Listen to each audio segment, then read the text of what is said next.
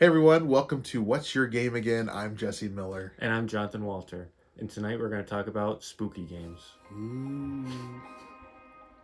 I'm not a big fan of Halloween, but this is an interesting and fun time of the year. And most board games, which I do love, have a little bit of that spooky sense. So that's why we're doing this list. And the first game is perfect for this time of the year, and that's Horrified. Like I said, I don't watch horror movies, I don't like Halloween, but this game is a lot of fun. In this game, it's a cooperative game. You and your family are working together. This is a good game even for kids, where you are working together to free the village people and find different ways to defeat the different monsters. So Dracula, the Invisible Man, the Mummy, all these things are in this game. Really good game for especially this time of the year. And I know that they make an American version of this with different monsters that you could play against. Apocalyptic Picnic. It's a family-friendly 2 to 6 player game where players are dealt 5 family members, the last being a zombie.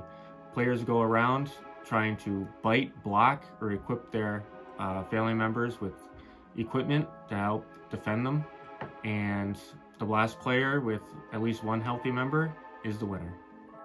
One Night Ultimate Werewolf. When you get together with your friends this season, this is a really easy game to play. Somebody is the werewolf, many people are the villagers, and a few other people are other random characters helping to figure out who is the werewolf and how do we stop them before the night goes on. Really quick and easy game for this time of the year.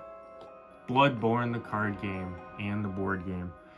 Bloodborne takes place in the city of Yharnam, where is the home of the Healing Church, where they use the healing properties of blood in order to cure afflictions or disease.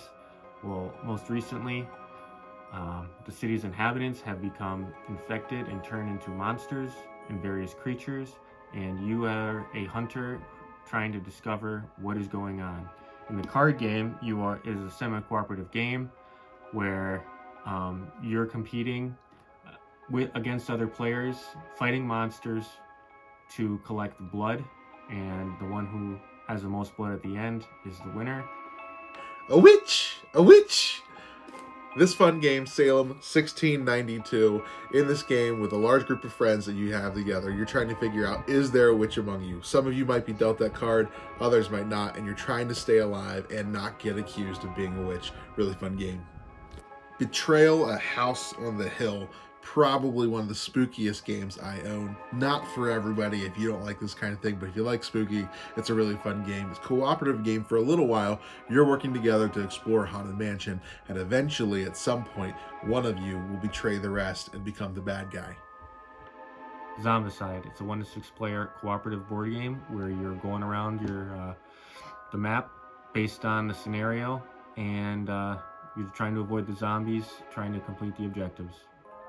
And finally, this game goes back to my childhood. Not exactly spooky, but still a little bit for when I was a kid, it was for me. 13 Dead End Drive. They re-released this a few years ago. And in this game, the old lady has died and everybody's gathered wanting the money, and the best way to get the money is either have your picture on the wall when the investigator gets there, or to secretly kill off every other character in the game. This game is a board game filled with little booby traps that are fun, especially for kids. By no means is this a list of every Halloween game out there. There's other games such as Dead of Winter, Mysterium. Letters from Whitechapel is another really good one that I recommend. This is a fun time to get together with friends, have a little party, and there are plenty of games for you to enjoy. We hope, as always, that you discover your game, and that's why we ask, what's your game again? Until next time.